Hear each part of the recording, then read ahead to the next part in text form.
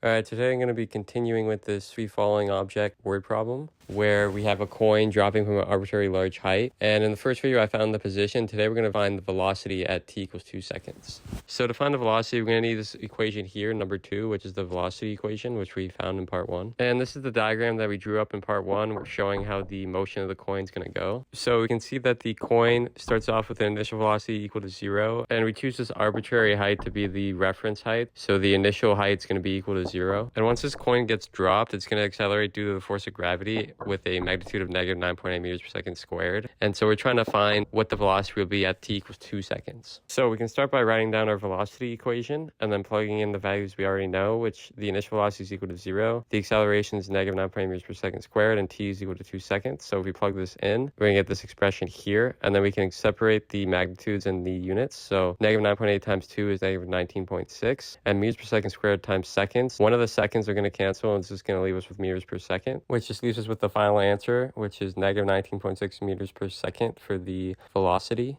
And this value represents the velocity at 2 seconds. And I just want to note, both position and velocity are negative because of our choice. So in this question, we chose that the up direction is going to be positive. So when we drew our diagram and the gravity was pointing downwards, that's why it's negative, because it's pointing in a negative direction. However, we could have easily chose down as positive. And since gravity is still in the downward direction, it could have been positive. And this would give us positive answers for both the velocity and the position. And although they're different answers, they are both correct relative to their chosen coordinate system.